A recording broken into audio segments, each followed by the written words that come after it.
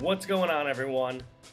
Chris back again with episode 10 of the match analysis series.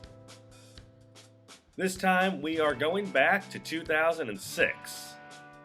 And since it's Wrestlemania season, we're going to Wrestlemania 22 and talking about what may be my favorite main event of all the WrestleManias. And we're going in and talking about the match between John Cena and Triple H for the WWE Championship. So, let's get right into it. After they make their entrances, it starts off with Triple H getting a headlock on John Cena and then getting him in a hammerlock. John Cena then reverses the hammerlock, only for Triple H to drop down and hit him with a drop toe hold. Spin around and then slap him in the back of the head.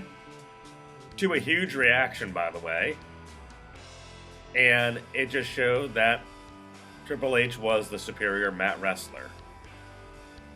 Cena tries his hand at going for some more chain wrestling with Triple H again. And this time again, Triple H is able to go from a headlock to another hammerlock, and then he just boots John Cena right in the ass, sending him back to a corner, and then Triple H just tells him to bring it on. And again, the crowd is already very hot for this match, and they are audibly cheering Triple H, who is the heel for this match, supposedly, but the Chicago crowd is definitely on his side. After another lockup, Triple H brings Cena to the corner and hits him with a knee. Triple H then gets reversed, actually, and John Cena sends Triple H to the far corner. He charges in, but gets hit with an elbow. As Triple H comes at him, John Cena is actually able to pick up Triple H for an early attempt at an FU.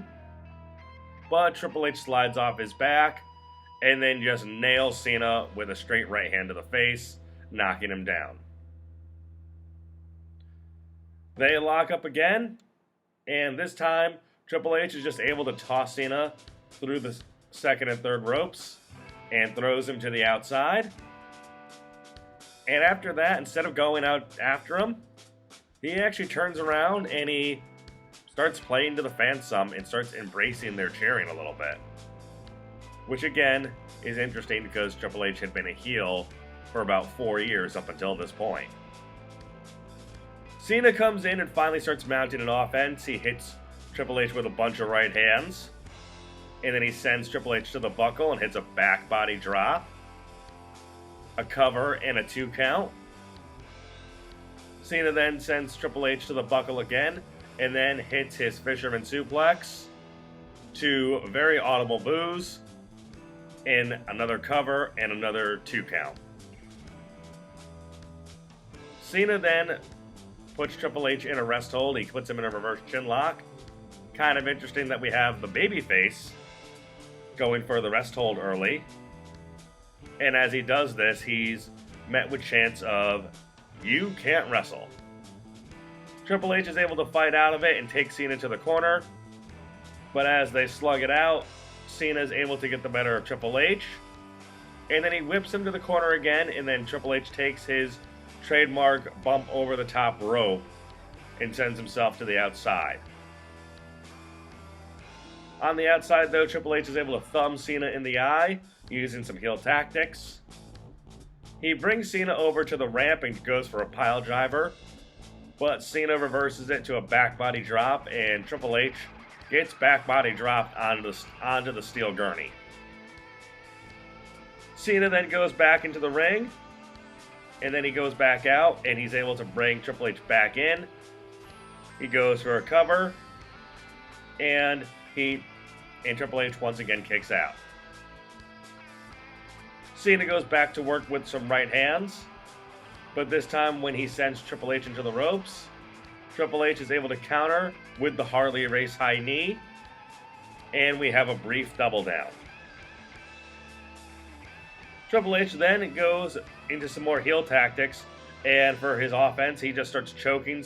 He actually starts just raining right hands down on Cena, and then going to a straight chokehold as well. He takes Cena to the outside, and he sends him into the steel steps, which is the first real major offense for Triple H.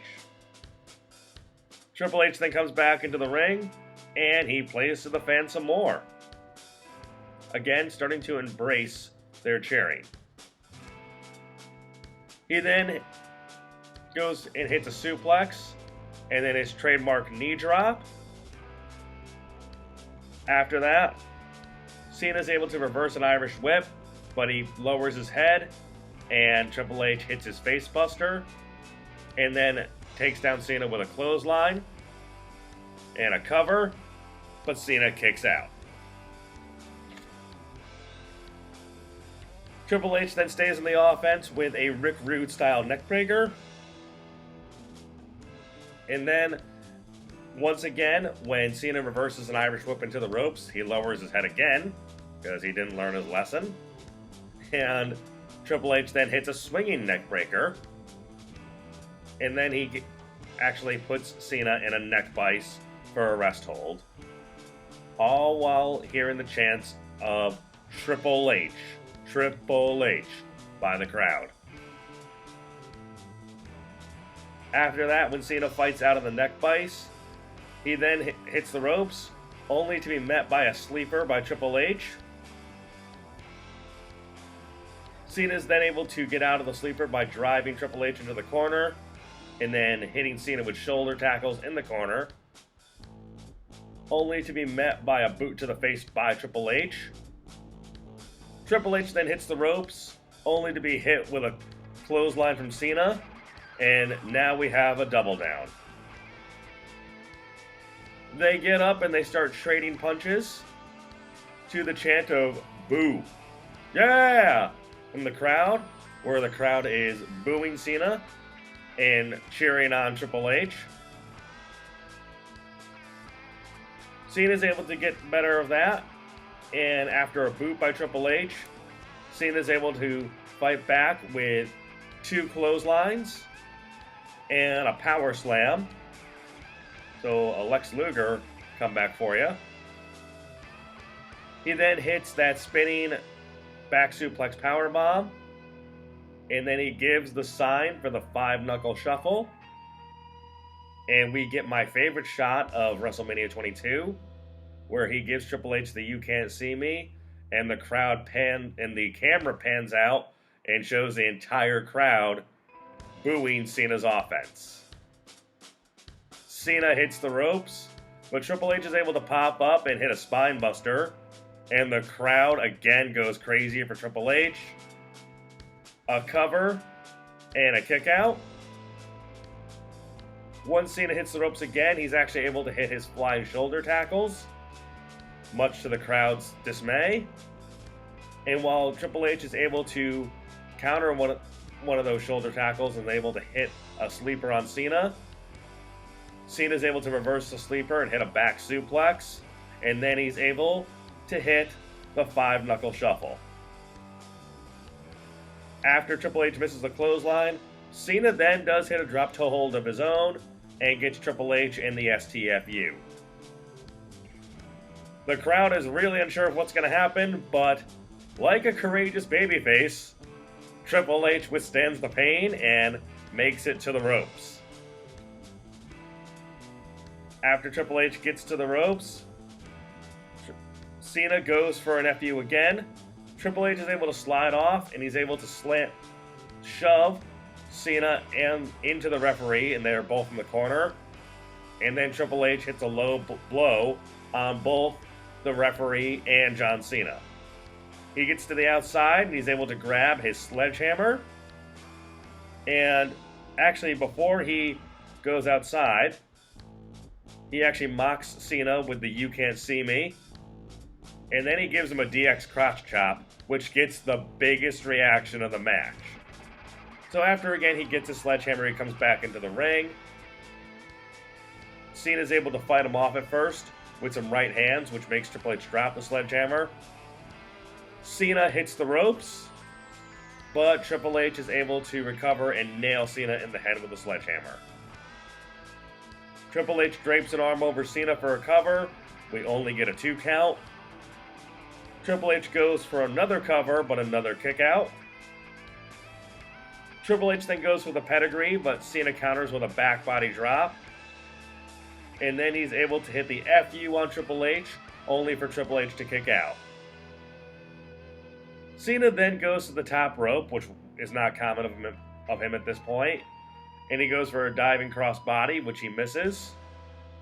When Triple H goes for another pedigree, this time again, Cena hits another drop toe hold and again has Triple H in the STFU. Triple H tries to fight out of it. He's able to withstand the pain for a while. And while it looks like he's about to grab the rope, he actually winds up tapping out. And to the shock, anger, confusion, and some cheers from the crowd, John Cena actually beats Triple H by submission at WrestleMania and retains the WWE title. Again, going back now and getting to rewatch this match, it reminded me why I liked this match so much and why I really enjoyed it. I loved this Mania overall, and I loved this main event.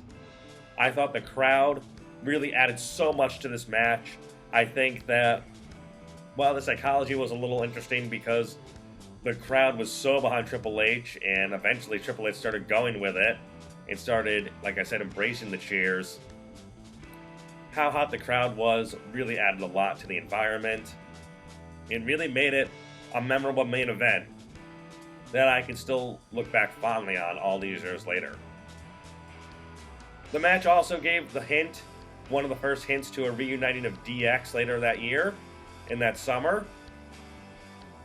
Shawn Michaels in his match against Vince McMahon earlier that night on top of the ladder also did the DX crotch chops, which got a big reaction. And little by little, they started hinting at a reunion later down the line that did take place in June of that year as well. So, to hint at all these little storylines of the future, hinting at the Triple H face turn, which did happen, I think really was great storytelling and gave you some long-term things to look forward to. Also, this match and subsequent weeks was also supposed to be, believe it or not, starting to hint at a John Cena heel turn. Yes, I know we finally got it 19 years later, but people may not know in 2006, John Cena was supposed to turn heel while Triple H was turning face. They had him start getting mad in some of his matches and actually show a more aggressive side, which came through at One Night Stand later that year against RVD. Ultimately, they decided against it, but wouldn't it have been interesting to get a heel John Cena in 2006 when he was at the peak of his career and the peak of the Cena hate? And I think that a heel turn for him back then might have been even more embraced than it is being now. So let me know your thoughts on this match. Let me know your memories of that WrestleMania in general, like I said, which is one of my favorites. This is potentially my favorite main event of any WrestleMania of all time. So let me know your memories and thoughts of this match. And let me know about any other matches you'd like for me to talk about as well. Thanks everyone for the comments and thoughts below. I'll be back with more episodes of the Match Analysis series and more episodes of What Could Have Been in Wrestling as well. Take care, everyone.